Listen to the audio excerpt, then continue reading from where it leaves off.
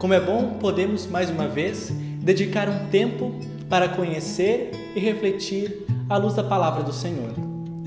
Esta que nos revela o agir de Deus na história, o ensinar e o caminhar com as pessoas feito por Jesus, assim como a reconciliação de toda a criação com o seu Criador, consumada no sacrifício de Jesus em nosso lugar.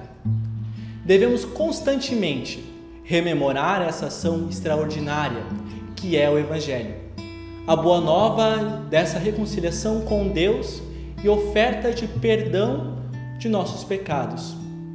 É crucial sabermos que Deus mostra-se sempre de braços abertos para a nossa confissão e oferece perdão conforme o arrependimento.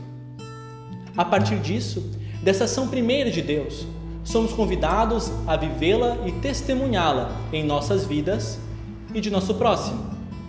Assim também Jesus orienta seus discípulos, conforme está escrito em Mateus, capítulo 18.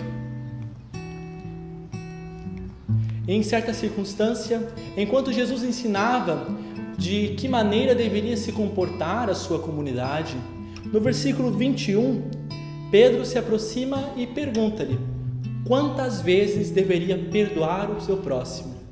Se 7 deveria ser o número de vezes que deveria perdoar o seu próximo? De maneira muito astuta, Pedro imagina que 7, como um número que simboliza a plenitude, também seria o limite desse perdão. Possivelmente, se fosse nós ali, nem chutaríamos tão alto. Talvez até diríamos o ditado de que até 3 vezes dar uma nova chance para o outro seria muito. E pensar em oferecer perdão para além disso seria completamente uma burrice, por confiar em alguém uma nova oportunidade, que já visto que essa pessoa cometeu falhas anteriormente. Mas Jesus é enfático e diz que não devemos perdoar apenas 7 vezes, mas 70 vezes 7. Isso não simboliza 490 vezes que vamos tomando nota no nosso caderninho, mas quer dizer que o perdão não tem limite. Ainda, a partir do versículo 23 do nosso texto, Jesus nos conta uma parábola para exemplificar e tornar mais compreensível a maneira a qual devemos agir. E ali nos diz que certa vez havia um rei que resolveu ajustar as contas, cobrar aqueles que lhe deviam. Chamou um servo que tinha uma dívida estrondosa e devia milhares e milhares de moedas, de maneira que seria impossível dele conseguir pagar. Então esse senhor, esse rei, como era justo, foi aplicar as leis da época. E essas diziam que para saldar a dívida, o servo deveria ser vendido como escravo. Devido à proporção da dívida, não só ele, mas toda a sua família deveriam ser vendidos como escravos. Mas esse servo se jogou aos pés e pediu uma nova chance. Disse que daria algum jeito de saldar essa dívida. Ele suplicou pela misericórdia do Senhor. E esse rei teve compaixão desse servo e perdoou-lhe toda a dívida. Mais para frente, no versículo 28, nos é dito que esse servo, que teve sua dívida perdoada, foi cobrar um conservo que lhe devia 100 denários. Assim que o encontrou, o servo começou a sufocá-lo, dizendo para lhe pagar o que deve. O conservo pediu-lhe paciência e que daria algum jeito para pagar. Porém, ele não quis. Pelo contrário, lançou o conservo à prisão até que ele quitasse a dívida.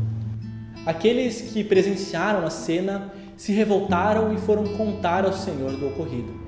Como é dito no versículo 32, o Senhor chamou o servo e disse: servo malvado, eu lhe perdoei aquela dívida toda porque você me implorou.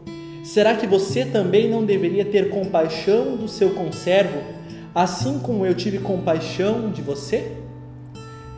Indignado, o Senhor entregou esse servo aos carrascos, até que lhe pagasse a dívida. Assim também é a nossa vida. Nós já fomos perdoados por Deus por uma soma impagável, a dívida do pecado.